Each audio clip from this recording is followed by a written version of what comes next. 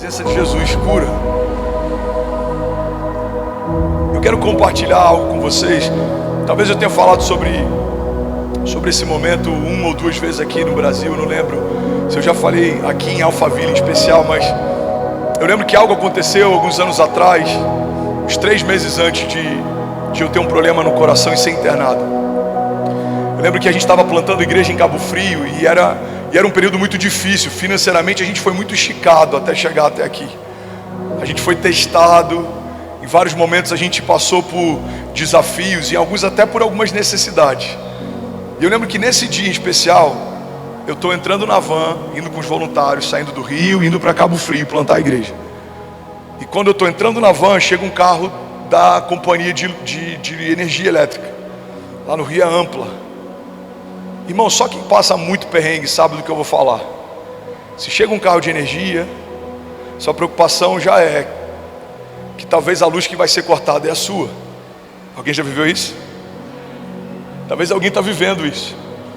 E eu estou aqui para te encorajar e te lembrar que o teu choro pode durar uma noite, mas certamente a alegria vem pela manhã. Aquele que é fiel no pouco, sobre o muito será colocado. Eu sei o que é pregar para príncipes e homens de recursos, com minha mão limpa, coração puro, sem nunca ser pedante ou sem nunca usar do púlpito para suprir necessidade. Eu sei o que é tocar quem tem muito e faltar em casa. Eu passei por esse período.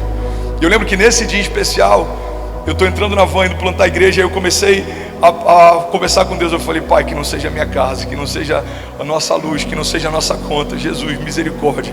E aí tá a Kezinha e a Cessi bem pequenininha em casa. Daqui a pouco chega a mensagem da Kezinha: amor, a Ampla chegou e veio cortar a luz. Eu falei: amor, tenta conversar com eles, fala que eu vou acertar essa semana. Daqui a pouco vem a outra mensagem dela: amor, eles falaram que não tem como, tem GPS no carro e eles vão ter que cortar. Eu falei: tá bom, quando eu chegar eu resolvo. Eu fui para Cabo Frio, preguei como se fosse a última vez. Pessoas foram curadas, pessoas foram libertas. A gente teve salvação de uma forma sobrenatural naquela noite. E eu voltei para casa, mas, irmão, eu confesso que eu esqueci completamente que a luz da nossa casa estava cortada. E aí eu cheguei em casa, coloco a mão no interruptor, não acende, e eu lembrei: putz, a luz está cortada. Amor, Kezinha, cheguei, amor. Eu começo a andar pela casa, nada da Kezinha, nada da Cécia. E aquilo começou a me dar um desespero. Eu falei: caramba, cadê a Kezinha? Cadê a Cécia? Aí eu tento ligar, ela não atende. Aí eu vou olhar no WhatsApp, tem uma mensagem dela: amor, a Cécia estava com medo do escuro e eu vim dormir na casa da minha irmã. Amanhã você pega a gente aqui. Irmão, eu confesso que poucas vezes eu me senti tão inútil como provedor e como pai, como naquele dia. E não porque eu não consegui pagar uma conta, mas porque eu estou construindo igreja e servindo ao meu chamado, mas eu não consigo bancar uma necessidade básica da minha casa. Eu estou fazendo aquilo que Jesus me chamou para fazer, mas eu não consegui suprir uma necessidade básica. Eu estou lá plantando igreja e a minha família está passando vergonha no condomínio. Os porteiros ficaram sabendo, o síndico ficou sabendo, os vizinhos ficaram sabendo, e um monte de sentimentos começaram a inundar o meu coração. Mas hoje eu entendo que Deus permitiu aquela circunstância porque Ele queria me ensinar algo, e é sobre o que eu aprendi naquela noite que eu quero compartilhar aqui nessa manhã. Você está comigo? Diga amém. Eu lembro que eu comecei a andar pela casa e eu fui no quarto da Cessi, e eu fiquei ali olhando o quarto da Cessi, eu fiquei olhando os brinquedinhos da Cessi, eu fiquei vendo as fotos da Cessi, tava com o cheiro da Cessi. Aí eu fui pro nosso quarto de casal e eu fiquei olhando o meu quarto com a Kezinha, as roupas da Kezinha, as roupas que ainda estavam penduradas no banheiro, o cheiro da Kezinha no quarto. E aí eu sento no sofá e eu começo a chorar, irmão, copiosamente. E Deus falou algo comigo que marcou a minha história para sempre. Talvez vai marcar a história de alguém aqui. Deus falou para mim: filho, o que vale uma casa se ela está vazia? E aquilo explodiu a minha mente. Ele falou de novo: André, o que vale uma casa se ela está vazia? A casa pode ser a mais incrível, pode ser a maior casa, pode ser a mais luxuosa. Você pode colocar o que existe de melhor, mas se ela está vazia, ela perde o sentido. E aí Deus logo em seguida falou algo para mim. É a partir dessa premissa que a gente vai fluir aqui hoje. Você está comigo ainda? Diga amém. Se eu entendo que eu sou casa de Deus, o que vale uma casa nova está vazia. Sabe, o Evangelho não fala só sobre uma ordem de despejo aos principados e potestades que ocupavam o teu interior. O Evangelho fala a respeito de uma nova ocupação a partir da presença do próprio Deus. A Bíblia chega ao ponto de dizer que alguém que foi liberto, mas não foi preenchido, é como uma casa que foi limpa e organizada. Irmão, a Bíblia chega ao ponto de usar exatamente essa analogia. Uma casa foi limpa e organizada. E o que acontece com uma casa limpa e organizada que está vazia? Ela é um convite para que alguém entre. Guarda isso aqui em nome de Jesus. Não existem espaços vazios que não sejam ocupados. Todos os lugares, eu vou abrir um parênteses aqui, que a igreja se calou, o mundo ocupou esses lugares. Discutíamos sobre usos e costumes dentro da igreja, não nos preocupávamos com uma agenda cultural e educacional para a nação. O mundo ocupou cadeira de reitorias, de universidades, de pastas, de ministérios, porque não há nenhum espaço vazio que não seja ocupado. A sua vida também é assim, a sua casa também é assim, a sua empresa também é assim, o seu quadro societário também é assim. Às vezes convidamos outros homens para fazerem parte da sociedade, mas não colocamos Jesus como sócio majoritário. Trazemos convidados para jantar na nossa casa e fazer uma social todas as semanas. Nem sempre trazemos a presença de Deus para se manifestar e fluir com liberdade naquele lugar. E às vezes a gente se assusta porque coisas acontecem, porque coisas fogem do nosso controle. Irmão, guarda isso aqui em nome de Jesus. 745 curas online, não para. Alguém pode celebrar Jesus? Será que alguém pode declarar isso nessa manhã? Diga: a presença de Jesus cura toda enfermidade. Vamos, se for para Ele, você pode fazer melhor. Tem centenas de famílias sendo curadas. Aleluia! Aleluia! Então não há espaço vazio que não seja ocupado. O Evangelho fala: um homem que foi liberto é como uma casa que foi limpa e organizada. Se ela não for preenchida, aquele espírito que andou por lugares áridos, ele volta acompanhado com 7 vezes mais espíritos. O Evangelho não é sobre vida, Evangelho é sobre ocupação da nova vida de Deus. Não vai só ser removido o que te ocupava, você vai ser cheio da vida de Deus. E agora eu estou profetizando. Alguém pega isso aqui em nome de Jesus, levante suas mãos. Deus vai limpar você. Fomos limpos pela palavra, é o que diz a palavra de Deus. Deus vai remover toda mancha, toda mácula, toda condenação, todo jugo. Deus vai remover toda palavra contrária, toda arma que forjaram contra você. Mas você não vai ficar vazio e limpo, não. Você vai ser limpo e cheio.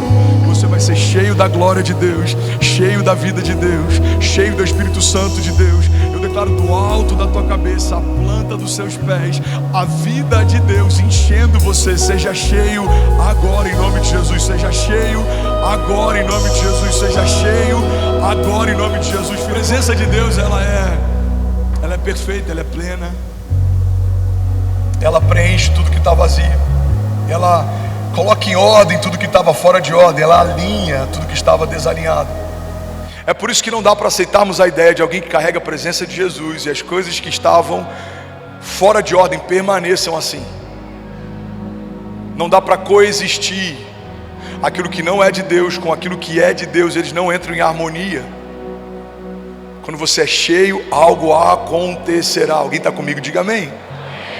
Sabe outra característica poderosa sobre a presença de Deus? É que todo lugar que é cheio da presença se torna um lugar de encontro. Fala para quem está do seu lado: todo lugar que é cheio da presença se torna um lugar de encontro. A Bíblia fala em Gênesis que do 1º ao 6º dia Deus fez o ambiente, o jardim, Ele fez o homem, e no 7º dia Ele contemplou e descansou. No 8º dia em diante começa então um novo de Deus. Existe um simbolismo dentro da numerologia bíblica. O número 7 significa perfeição, é um ciclo completo, um ciclo perfeito. O número 8, em alguns momentos ele aponta para o novo de Deus, a novidade, o novo tempo, o novo ciclo. Então Deus estabelece uma dinâmica. A partir do 8º dia Ele fala: agora eu vou visitar vocês todos os dias. A minha presença vai encher o jardim. Então guarda isso aqui, irmão. quando a presença de Deus começa a visitar o jardim de Deus se torna um lugar de encontro. E o resto da história você já sabe, o homem peca, todos fomos destituídos da glória de Deus, nos tornamos inimigos de Deus e fomos expulsos do jardim. Então Deus estabelece mais uma vez um lugar de encontro. Deus dá uma visão para que a gente construa um tabernáculo. Então a criação constrói um tabernáculo. Ele tem átrios diferentes, ele tem o Santo dos Santos. E nesse lugar onde a presença de Deus se manifesta, havia uma arca, e a arca da aliança, ela carregava alguns elementos dentro de si, e você tinha a tábua da propiciação, e o sumo sacerdote pontualmente visitava esse lugar. Então era alguém específico, num tempo específico, com um chamado específico, que acessava esse lugar. Alguém está comigo ainda? Diga amém.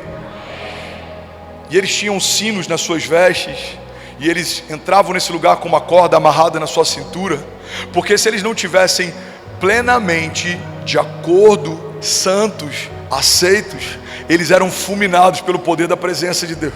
Então quando o sumo sacerdote adentrava nesse lugar, se o sino parasse de tocar, quem estava do lado de fora já sabia, a presença de Deus fulminou o sumo sacerdote. Então eles puxavam aquele homem para fora, e um novo sumo sacerdote adentrava naquele lugar. A presença que antes era convidativa, agora ela gera medo em alguns. A presença que antes gerava vida, agora se estamos debaixo de culpa, ela gera morte para alguns. A presença de Deus, na antiga aliança, fulminava a criação. Mas graças a Deus que uma nova aliança foi estabelecida, e é sobre essa aliança que a gente celebrou ainda há pouco durante a ceia. Nessa nova aliança, Jesus levou sobre si, e a palavra de Deus diz que aquele que não cometeu pecado se fez pecado por nós, para que nós fôssemos feitos justiça de Deus.